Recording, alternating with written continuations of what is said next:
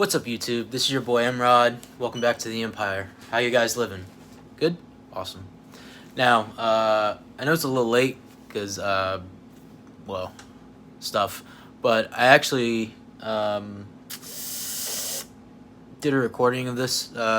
First of all, there's not going to be any cuts, so it's going to be pretty raw. Yeah, this is going to be my movie review for Sonic the Hedgehog. I did do a recording of it a few days ago, but it's way too long.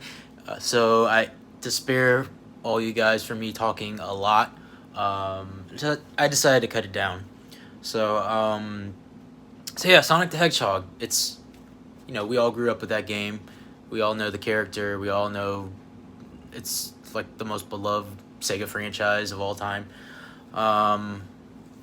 I actually wasn't gonna plan on seeing this, but like a few friends of mine wanted to go see it and asked if I wanted to join. I'm like, all right, sure. On Valentine's Day. So if that doesn't say enough about what's going on with me. But anyways, I'm actually glad I went because it actually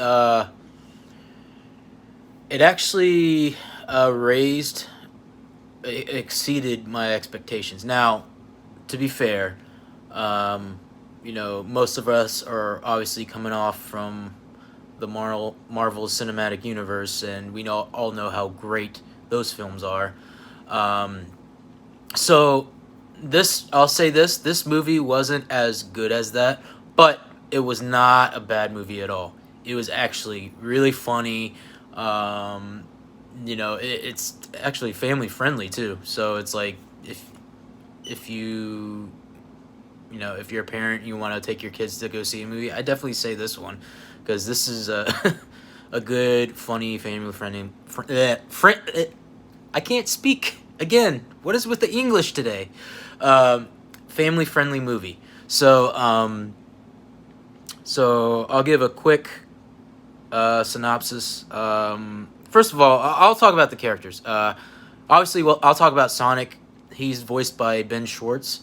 If you don't know who that is, I know a lot of you probably have watched Parks and Rec. And if you haven't, go check it out. It's just like The Office, and everybody's seen The Office. Well, maybe not just like The Office, but it's made by the same creators, and that show is absolutely hilarious as well. He's Ben Schwartz. He plays the character John Raphael, who comes on that show from time to time. At first, I was like, I don't know, but like I've grown to like him playing that character, and I actually even more so grown to like him after watching a few Game Grumps episodes, like the two Game Grumps episodes where he completed games. Oh, sorry, on their channel, and he was like really good, and he's just a down to earth, funny guy. He's just trying to get by in doing movies, and I think this was like the movie to jump him into franchise territory. So yeah, he played Sonic. He was really funny. But obviously the big selling point of the movie, wait, not Sonic? No, Jim Carrey. Jim Carrey, as we all know, is a super funny guy. He's so animated. He's practically like a living cartoon. And he's not the Jim Carrey from Eternal Sunshine of the Spotless Mind or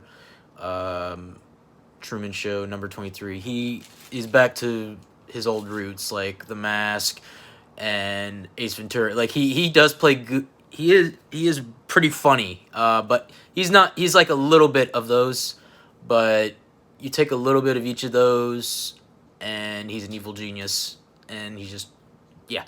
He was the perfect role for this film. So yeah, I definitely, if you're a fan of Jim Carrey, you'll love this one. Also, who else was in it? Oh yeah, the only other person that's known is James Marsters. Yeah, I'm sorry if I'm butchering that, but he played, from what I know, remember him from, he played Cyclops from X-Men, and he I think he did a good job as Cyclops, but um, he was actually pretty good in this movie too. He he was pretty funny. He was funny, and you know, he did some slapstick in this movie too. So it was like that added an extra comedy factor to it. But yeah, those are the three guys that mainly are in the movie, and so uh, as far as the plot goes, yeah, this is a spoiler, and I'll make it short and sweet. Um, Zon- Sonic came from another world, and it's the world that we pretty much know him from. When you play like the Sonic games, like you remember uh, the the ring, when he does the spin move around the rings, and you know what I'm talking about from the video games, those that kind of world. But uh, when he was young, he had to leave that world because some I can't remember the names of that group of enemies were trying to capture him, so because they knew that Sonic had like uh, hidden powers, like he has limitless powers, which plays a role in this film. Um, so his guardian, this huge owl, uh, gives him this pouch of rings, like the rings you collect. But these rings teleport you to different worlds as long as you like imagine it and just throw it, and it's like a portal to another world. So she gives him that pouch of rings. He's forced to leave and try to stay in hiding. Now, as we all know, Sonic from the cartoons and obviously from the game when we played him as Sonic is pretty much like full of himself. He can he's like, no one can catch me. I'm this great guy. He actually in this film he actually starts off as like um, he's discovering his powers, and he's like in to jump to the present. He's in our world, in a small town in Montana, I think, called Green Hills. That's a Easter egg to it. Um, and he's watching. He's like in this town and like watching everyone from afar, and he's like, man, I would love to have that kind of family. He especially watches like at nights he watches movies at James Marsters' house, which he's like the sheriff. Yeah, I think he's like the sheriff. Like him and his fiance, wife. I'm not sure which one that is. Which one it is, but yeah, they like watch classic movies. Like I think they had on. I think they had. I can't remember what, but it was like. I can't remember the movies, but anyways, even though it seems like, yeah, that's what stalkers do. I mean, Sonic had to stay hidden because it's like he didn't want to freak the people out because he's from another world. Um, so that was kind of like his version of the family that he's always wanted, and like later on, like after he watches like the town baseball game or something like that, he plays a baseball game by himself and he plays all positions. So that should tell you how fast Sonic is. And after he does that, and he's like, and the crowd goes wild or something like that, but he doesn't hear, and he's just like very sad.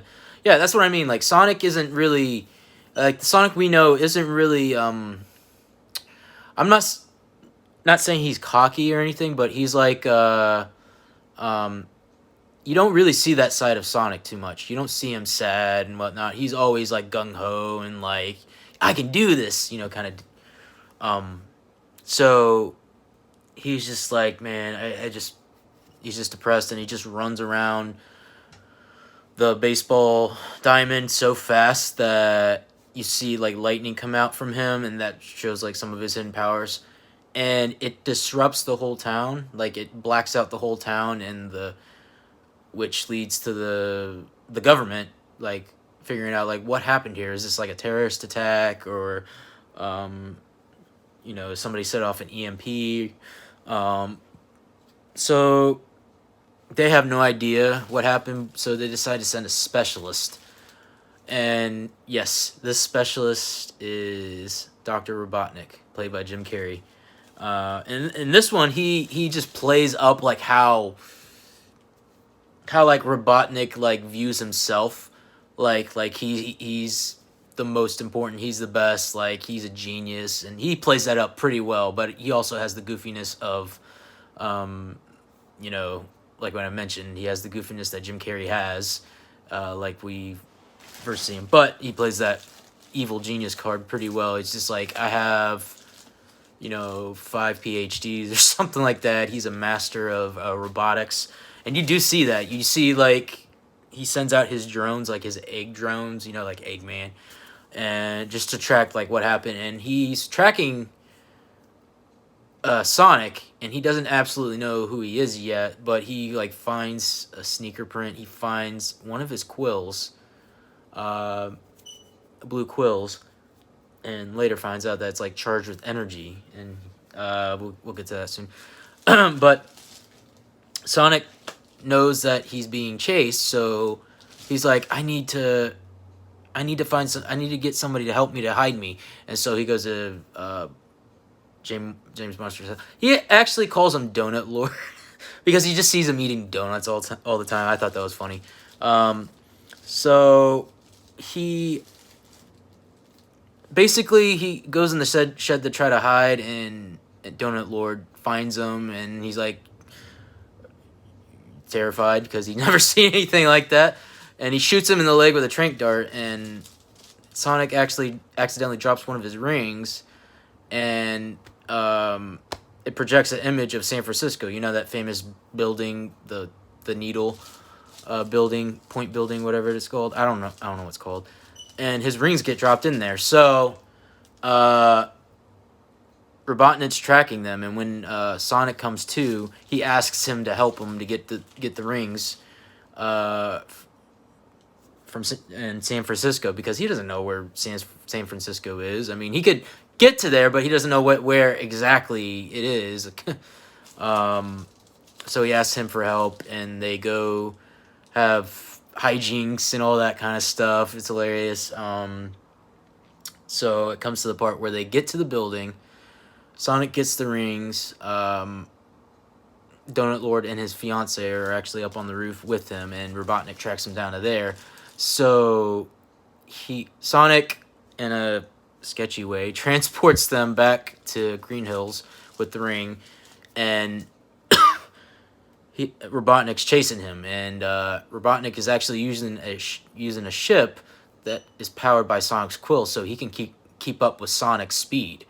So he's chasing him through known locations like Paris, Great Wall of China, Egypt, and they eventually go back to Green Hills, and it's like the final showdown. So basically, Donut Lord stands up for him, and so does the whole town. Stands up for Sonic, and basically that gives Sonic the courage to unleash his powers. I should preface that Sonic only had learned like the spin dash attack when they were being chased by the car, because before Sonic couldn't really do damage to anything. I mean, he could just run fast, but that's like one of his hidden powers. Like he becomes that indestructible ball of energy and just wrecks. And so he does that to Robotnik's ship and wrecks it. And behind the ship, a portal was sent out into another world. So Sonic just basically pushes Robotnik into a different world, and basically that's how they get away from Robotnik. So the end of the movie, basically they make a spare room for Sonic in the attic, and he's like family now. So Sonic gets everything that he's ever wanted, and like I said earlier, I liked what they did with Sonic's character. Like, he doesn't come off all, I'm the man, Hedgehog. You know what I mean? Like, he grows. he grows with it, and that's a part that I really love about this movie. Um, but there's a few spoilers at the end, so I'm not gonna get to those. But I am I am hopeful that they'll make a Sonic 2. I'll just say that. Uh, because hey, I don't want to ruin everything for y'all. If you want to, my rating of this movie, I give this an 8 out of 10. Like I said, this movie didn't, it's not like Avenger level, obviously, but it's still a good movie. It's family friendly. There's no bad language in it, so kids can watch it.